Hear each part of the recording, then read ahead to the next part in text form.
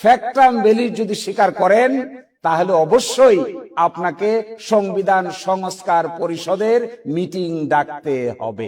সারা দুনিয়াতে যে কয়টা পদ্ধতিতে মানুষ তাদের মতামত প্রকাশ করে তার মধ্যে একটা হলো গণভোট। গণভোট ছাড়াও মতামত প্রকাশের আরো বিভিন্ন মাধ্যম আছে। গণ অভ্যুত্থান কিংবা বিপ্লব এটাও একটা মাধ্যম, নির্বাচন একটা মাধ্যম, রিপ্রেজেন্টেটিভ ডেমোক্রেসি একটা মাধ্যম, সরাসরি ভোট দেওয়া এটা আরেকটা মাধ্যম। একসময় আমাদের দেশে প্রেসিডেন্সিয়াল ফরম্যাট অফ গভর্নমেন্ট ছিল, যখন সরাসরি প্রেসিডেন্টকে ভোট দেওয়া হতো। আমরা এখান থেকে চেঞ্জ করে পার্লামেন্টারি ফরম্যাটে গেলাম। পার্লামেন্টারি ফরম্যাটে আমরা রিপ্রেজেন্টেটিভ ডেমোক্রেসির পার্ট হিসেবে প্রতিনিধিদেরকে ভোট দেই, প্রতিনিধিরা পার্লামেন্টে গিয়ে আরেকজন প্রধানমন্ত্রী বানান। দুনিয়ার ইতিহাসে যে সমস্ত জায়গায় গণ অভ্যুত্থান হয়েছে কিংবা বিপ্লব হয়েছে, ওই সমস্ত জায়গায় পরবর্তীতে আমূল পরিবর্তনের সূচনা হয়েছে। রিসেন্টলি যে সমস্ত জায়গায় জনগণ তার মত প্রকাশ করেছেন, সিস্টেমের বাইরে গিয়ে মত প্রকাশ করেছেন। ইলেকশন সিস্টেমেটিক ওয়েতে মত প্রকাশ করে, কিন্তু গণ অভ্যুত্থানে সিস্টেমের বাইরে গিয়ে মত প্রকাশ করে, বিপ্লবে সিস্টেমের বাইরে গিয়ে মত প্রকাশ করে। এগুলো মিশরে করেছেন, এগুলো ফ্রান্সে করেছেন, এগুলো আমাদের আশেপাশের দেশগুলোতেও করেছেন। শ্রীলঙ্কাতে হয়েছে, নেপালে হয়েছে, ভিন্ন কায়দায় ভিন্নভাবে মত প্রকাশ করেছে। এখন প্রশ্ন, এই গণভোটের লেজিটিমেসি কি? গণভোটের রুটটা কোথায়? সংবিধানের 65-এ বলা আছে পার্লামেন্ট কি করবে, কোন কাজটা করতে পারবে। বলা হচ্ছে সংবিধানের বিধানাবলী সাপেক্ষে প্রজাতন্ত্রের আইন প্রণয়ন ক্ষমতা সংসদের উপর ন্যস্ত হইবে। সংবিধানের বিধানাবলী সাপেক্ষে হতে হবে। এমন কোন কাজ পার্লামেন্ট যদি করেন যা সংবিধানের বাইরে, তাহলে বাংলাদেশের সুপ্রিম কোর্ট এটাকে অসাংবিধানিক ঘোষণা করে দিবে। অতীতে 8ম সংশোধনী অসাংবিধানিক হয়েছে, 7ম সংশোধনী অসাংবিধানিক হয়েছে, 13তম সংশোধনী অসাংবিধানিক হয়েছে, 16তম সংশোধনী অসাংবিধানিক হয়েছে, 15তম সংশোধনী অসাংবিধানিক হয়েছে। এগুলো তো পার্লামেন্টেই পাশ হয়েছিল। তাহলে সুপ্রিম কোর্ট অসাংবিধানিক বলল যে, এর অর্থ হলো এটা পার্লামেন্টে আপনি যা ইচ্ছে তাই করতে পারবেন না। বাংলাদেশের পার্লামেন্ট সভারিন না। বাংলাদেশের পার্লামেন্ট যে সভারিন না, বাংলাদেশের সুপ্রিম কোর্ট এটা বলছেন। দেখেন, আমি পড়ে শোনাই ষোড়শ সংশোধনীর রায়ের অংশ। Only the people are sovereign and only the constitution is supreme. All other institutions are merely the institutions or agencies to fulfill the greatest purposes enunciated in the constitution. Supreme court বলে দিচ্ছে শুধুমাত্র জনগণই সার্বভৌম, আর সংবিধানই supreme. আর parliament বলি, সরকার বলি, বিচার বিভাগ বলি, এগুলো সব হলো সংবিধানের অধীনে আলাদা আলাদা অঙ্গ। এগুলো সুপ্রিম না। এটা একটা আরেকটাকে চেক দেয়। পার্লামেন্ট যদি বেআইনি কাজ করে সুপ্রিম কোর্ট চেক দেয়। সুপ্রিম কোর্ট যদি এমন কোন কাজ করতে পারবে না যা পার্লামেন্টের উপর বাধ্যকর, ডাইরেকশন দিতে পারবে না। আবার সরকার যদি এমন কোন বেআইনি কাজ করে সুপ্রিম কোর্টে গেলে স্টে হয়ে যায়। তাহলে সুপ্রিম কোর্ট, সরকার, পার্লামেন্ট, তিনটার একটা ট্রায়াঙ্গেল মিলে রাষ্ট্র। এই রাষ্ট্রের ভিতরে তিনটার একটাও সভারিন না, একটাও সার্বভৌম না। সার্বভৌম হলো এস পার আর্টিকেল 7 এবং বাংলাদেশের সংবিধানের 1 নম্বর অনুচ্ছেদ বলে শুধুমাত্র সার্বভৌম হলো জনগণ। এখন পরবর্তী প্রশ্ন, গণভোট হলো জনগণের এইরকমই ইচ্ছার ডাইরেক্ট বহিঃপ্রকাশের নাম হইল গণভোট। আচ্ছা, বাংলাদেশে কি গণভোট ছিল? ছিল না। 72 সালের সংবিধানে কোনো গণভোট ছিল না। গণভোট আসলো কখন? প্রথম গণভোট আনলেন second proclamation order, 5th amendment order of 1978। Bangladesh সংবিধানের গণভোটের বিধান প্রথম শহীদ প্রেসিডেন্ট জিয়াউর রহমান যোগ করেন, এটা 1978 সালে। 15th amendment, second proclamation, 15th amendment order 1978।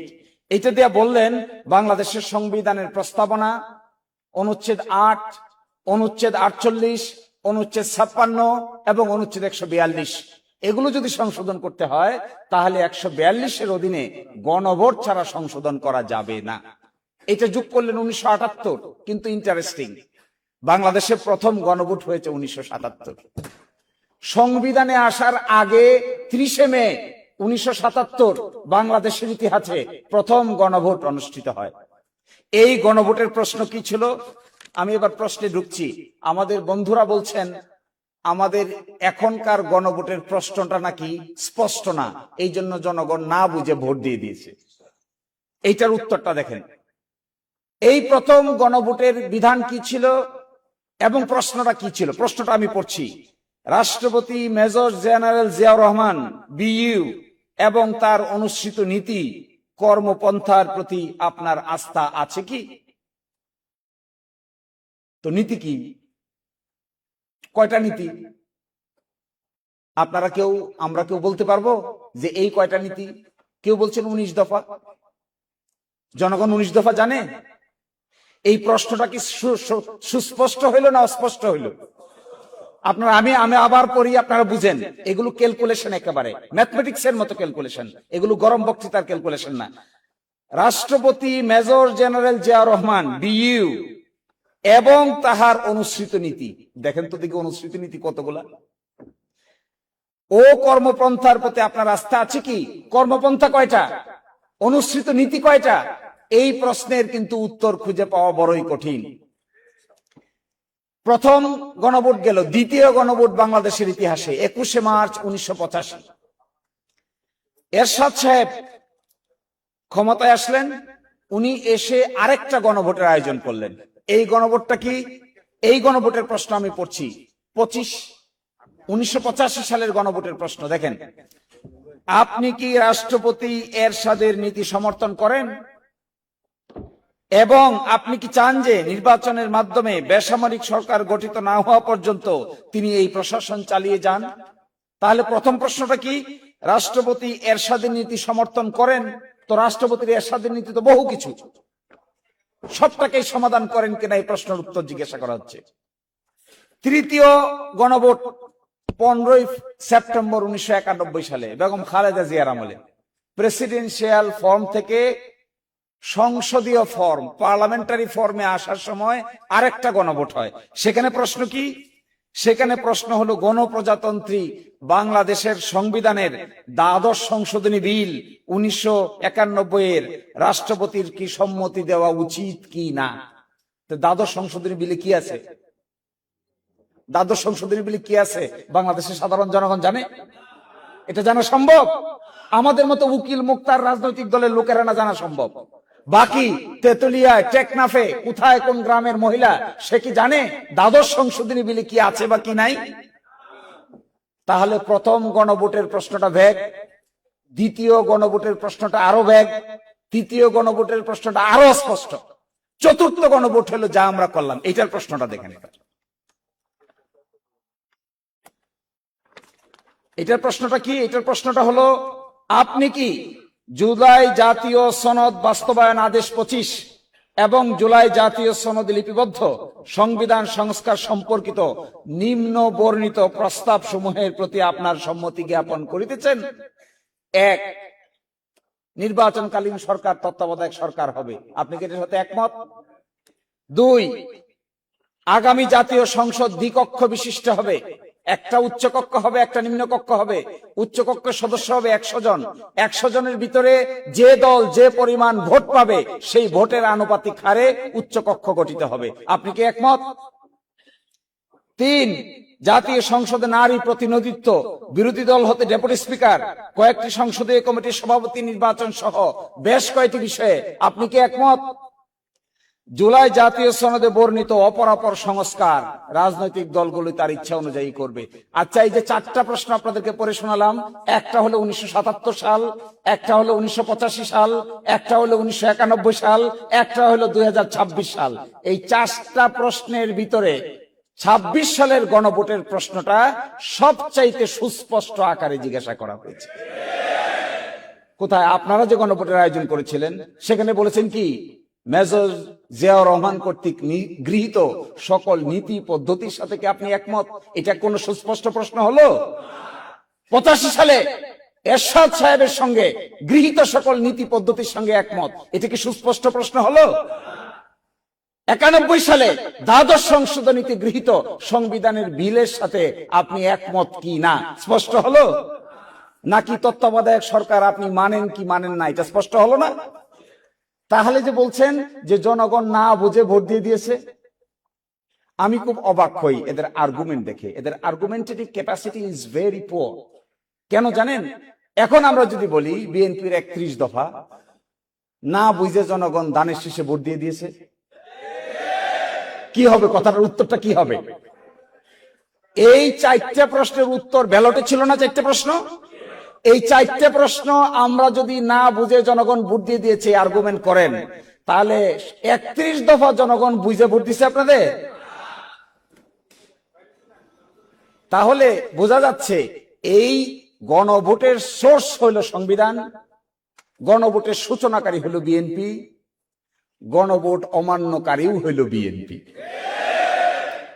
এখন তারা কি পারবেন এটা করতে? অতীতে যখনই অমান্য করেছেন তখনই ক্রাইসিস হয়েছে। আমি দেখাচ্ছি আপনাকে কোথায় ক্রাইসিস হয়েছে। বড় ধরনের ক্রাইসিসের জন্ম হয়েছে কখনো সাংবিধানিক ক্রাইসিস, কখনো পলিটিক্যাল ক্রাইসিস। বাংলাদেশে তত্ত্বাবধায়ক সরকারের 1991 সালে বিচারপতি শাহাবুদ্দিনের নেতৃত্বে যে নির্বাচন হয়, তার আগে 3 জোটের রূপরেখা হয়। এই 3 জোটের রূপরেখা 91 সালে ক্ষমতায় আসার পরে তারা বেমালুম ভুলে গেছে। 91 সালে এসে একটা গণভোটের আয়োজন করে প্রেসিডেন্সিয়াল ফর্ম থেকে পার্লামেন্টারি ফর্মে আসছে। এইটা পরবর্তীতে না মেনে তত্ত্বাবধায়ক সরকার সিস্টেম কন্টিনিউ না করার কারণে যে সংকটের তৈরি হয়েছিল, 1996 সালে একটা সেইম ইলেকশন করে এই সংকট থেকে বের হয়ে গিয়ে 96 সালেই মাত্র 15 দিন সংসদে থেকে গভীর রাতে তত্ত্বাবধায়ক সরকারের বিল সংসদে পাশ করে ওই সংকট থেকে বাংলাদেশের মানুষ মুক্তি পেতে হয়েছে। তা আপনারা আবার করবেন এটা? আবার গভীর রাতে পার্লামেন্ট বসিয়ে আরেকটা গণভোটের রায় মানার চেষ্টা করবেন? আশ্চর্য ব্যাপার। ওই সময় কি হয়েছিল জানেন? বাংলাদেশের ইতিহাসে পার্লামেন্ট বয়কট নামে একটা কেস আছে, পার্লামেন্ট বয়কট কেস।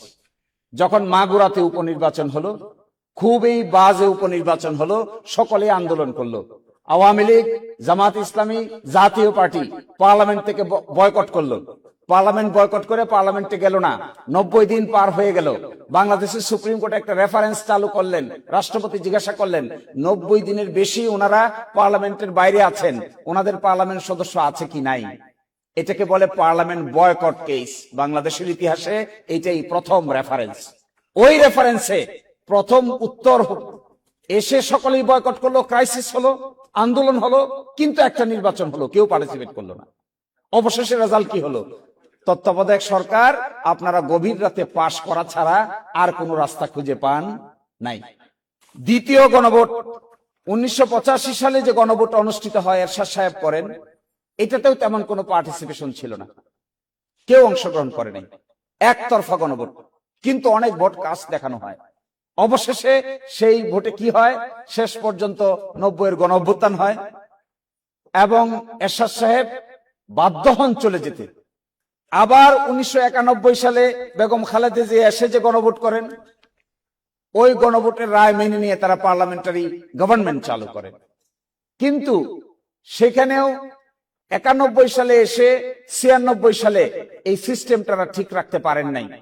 সবচাইতে জটিল প্রশ্ন, গতকালকে দেখলাম আমাদের মিস্টার হোম মিনিস্টার বলেছেন যে গণভোট বৈধ। শুনেছেন কালকে? উনি আইনের একটা নীতি আছে, এটাকে বলে ফ্যাক্টাম ভ্যালিড। আপনারা দেখবেন একটা ইংরেজি শব্দ এখানে উনি ব্যবহার করেছেন, এটা মূলত ল্যাটিন শব্দ, ফ্যাক্টাম ভ্যালিড। ফ্যাক্টাম ভ্যালিড মানে হলো এটা যেটা আসলে বৈধ না কিন্তু হয়ে গেছে তাই বৈধ। কেমন কি? যেমন আপনি অপ্রাপ্ত বয়স্ক একটা ছেলে একটা মেয়ে বিয়ে করে ফেলেছে, সন্তানের জন্ম হয়ে গেছে, আইনে বলা আছে 18 বছর আর 21 বছর, কিন্তু বিয়ে করে ফেলেছে 15 বছর আর 17 বছর, বিয়েও করে ফেলেছে, সকলে দাওয়াত খেয়ে ফেলছে, অনুষ্ঠান হয়ে গেছে, সন্তানের জন্ম হয়ে গেছে। এই ক্ষেত্রে আমাদের আইনে একটা নীতি বলে, এটাকে বলে ফ্যাক্টাম ভ্যালিড। ফ্যাক্টাম ভ্যালিড হলো বিয়ে যেহেতু হয়ে গেছে, সকলেই যেহেতু মেনে নিয়েছে এবং যেহেতু সন্তানের জন্ম নিয়েছে, আইন অনুযায়ী 18 এবং 21 বছর না হলেও এই বিয়েটা বৈধ বিয়ে। তো বাংলাদেশের এই পার্লামেন্ট যে গণভোট হয়েছে, উনি কালকে স্বীকার করেছেন, প্রথম দেখলাম ফ্যাক্টাম ভ্যালিড হয়েছে। ফ্যাক্টাম ভ্যালিড যদি স্বীকার করেন, তাহলে অবশ্যই আপনাকে সংবিধান সংস্কার পরিষদের মিটিং ডাকতে হবে। কারণ কি, কেন ডাকতে হবে?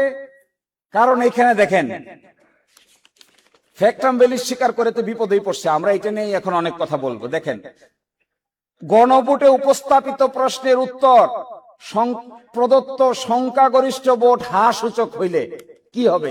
স্বীকার করছেন তো গণভোট হয়েছে, বলেন এটা বৈধ তো। কালকে দেখবেন বারবার বলছেন বৈধ তো ফ্যাক্টাম ভ্যালিড, এই কারণে বৈধ তো ফ্যাক্টাম ভ্যালিড যদি বৈধ হয়, তা পরবর্তী কাজ কি আপনাদের কাজ হলো গণভোটে উপস্থাপিত প্রশ্নের উত্তরে প্রদত্ত সংখ্যাগরিষ্ঠ ভোট হ্রাস সূচক হইলে কি করবেন?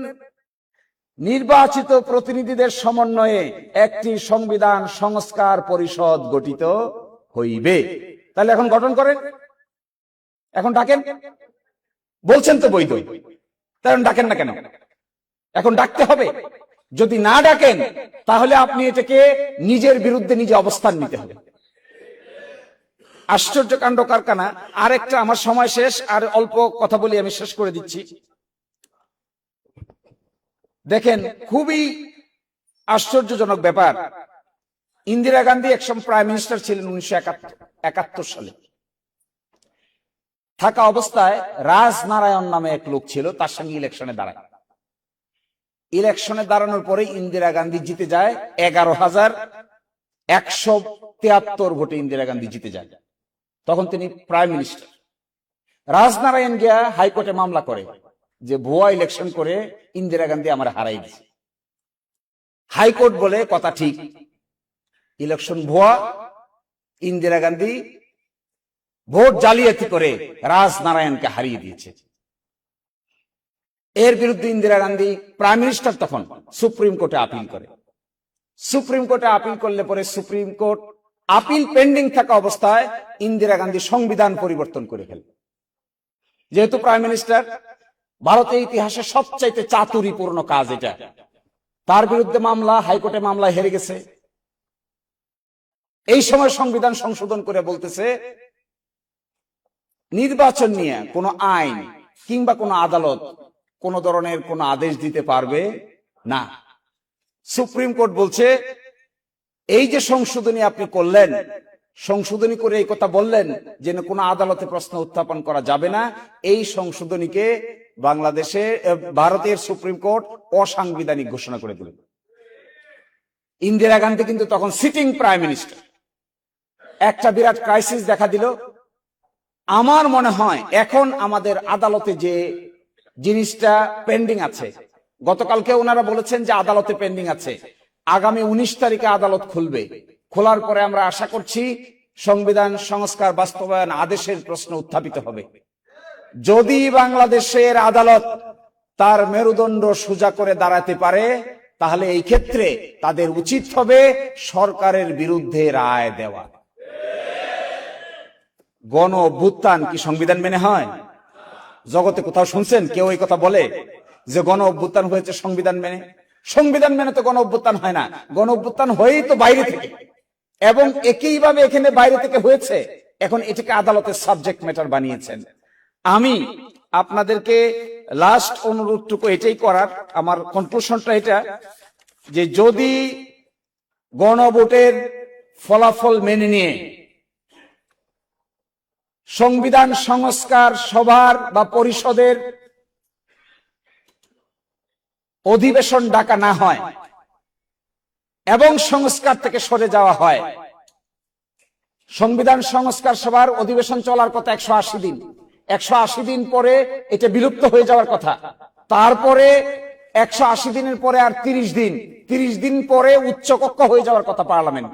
পার্লামেন্ট ভেঙে দুই টুকরা হয়ে যাওয়ার কথা, একদিকে নিম্নকক্ষ, একদিকে উচ্চকক্ষ। উচ্চকক্ষ গঠিত হওয়ার কথা 100 জনকে নিয়ে, তার মধ্যে ভোটের পার্সেন্টেজ অনুযায়ী বিরোধী দলীয় জোট প্রায় 40% ভোট পেয়েছে, 100-র ভিতরে 40 পাওয়ার কথা, আর বাকিগুলো অন্যরা ভাগযোগ করে পাওয়ার কথা। এই কর্মকাণ্ড যদি আপনারা প্রদর্শন না করেন আর গণভোটের রেজাল্টটা মেনে পরবর্তী পদক্ষেপ যদি না নেন, তাহলে এটা হবে বাংলাদেশের ইতিহাসে, আমার মনে হয় বাংলাদেশ না, আমি এখানে 26টা দেশের নজির নিয়ে আসছিলাম, এত কিছু বলার এখানে চান্স নাই। একেবারে সুইজারল্যান্ড থেকে শুরু করে সর্বশেষ শ্রীলঙ্কা পর্যন্ত এই 26টা দেশে একটা উদাহরণ নাই যে পৃথিবীতে মানুষ গণভোটের রায় মানে নাই, এইরকম কোন উদাহরণ দুনিয়ার ইতিহাসে আর একটাও নাই। তো আমি আপনাদেরকে অনুরোধ করব, আপনাদের উচিত হবে, আমাদের সকলের উচিত হবে এই গণভোটের রায়টা আপনারা মেনে নেবেন। You will comply with the referendum, and according to the referendum you will comply with the other provisions of the order, and you will call for constitution reform. অ্যাসেম্বলির মিটিং ডাকবেন, সেই মিটিং 180 দিনের মধ্যে শেষ করবেন। শেষ করার পরে দ্বিকক্ষ বিশিষ্ট পার্লামেন্ট হয়ে যাবে, সংস্কারগুলো বাস্তবায়ন করবেন, গণভোট ইমপ্লিমেন্টেড হবে, তখনই বাংলাদেশ একটা নতুন যাত্রার সূচনা হতে পারে। আর যদি তা না হয় তাহলে যেই লাও সেই কদই থেকে যাবে। আরেকটা সাংবিধানিক ক্রাইসিস তৈরি হচ্ছে, অনাস্থার ক্রাইসিস তৈরি হচ্ছে, কোর্টে গিয়ে ক্রাইসিস তৈরি হচ্ছে। আমি খুব অবাক হই, এই রাজনৈতিক প্রশ্নের সমাধান তারা কোর্টে নিয়ে গেছে। আচ্ছা বলেন তো, তত্ত্বাবধায়ক সরকারের সমাধান বাংলাদেশের কোর্ট দিয়ে বাংলাদেশের ইতিহাসে কি ভালো হলো না খারাপ হলো? তত্ত্বাবধায়ক সরকার প্রবর্তন করেছিলাম আমরা রাজনৈতিক ভাবে, এটাকে ওনারা নিয়ে গেছেন কোর্টে, কোর্ট গিয়ে বলছেন অসাংবিধানিক। 17 বছর দেশে আগুন জ্বলছে, এখন এসে কোর্ট আবার বলছেন সাংবিধানিক। তো এখন সাংবিধানিক হিসেবে আবার তত্ত্বাবধায়ক সরকার, জাতির জীবন থেকে চলে গেছে 17 years। This approach is a bad approach, chaotic approach, destructive approach, unconstitutional approach, unpolitical approach, unstable approach. একটা responsible political party must take responsible approach. Responsible approach যদি না হয়, আপনি গণভোট চাইলেন, গণভোটের পক্ষে আপনি প্রচারণা চালালেন, আইন হলো, সকলেই পার্টিসিপেট করলাম, এখন বলেন জনগণ না বুঝে নাকি ভোট দিয়ে দিয়েছে। আরে কি সেই এটা লজ্জার তো একটা সীমা থাকা দরকার, এবং লজ্জা হলো ইমানের। এটা যাদের থাকবে না, এদেরকে আমার সিনিয়র ব্যারিস্টার আব্দুর রাজ্জাক সাহেব বলতেন, there are some missile which are unguided missile। আপনি যদি মিসাইল ছুড়েন আর মিসাইলের নিয়ন্ত্রণ নিজের হাতে রাখতে না পারেন, এই মিসাইল কার বাড়িতে কোন শিশুকে কোন নারীকে হত্যা করবে এটা আপনি কোনোদিনই খুঁজে পাবেন না, কারণ this is what is an unguided missile. আর উপর দিকে যেভাবে থুতু দিচ্ছেন, আমি কোয়াইট শিওর এই থুতু আপনাদের নিজের গায়েই কয়দিন পরে ঘুরে এসে পড়বে। তো অপেক্ষা করেন থুতু নিজের গায়ে আসা পর্যন্ত। বাকিটা সবাই ভালো থাকবেন। আসসালামু আলাইকুম।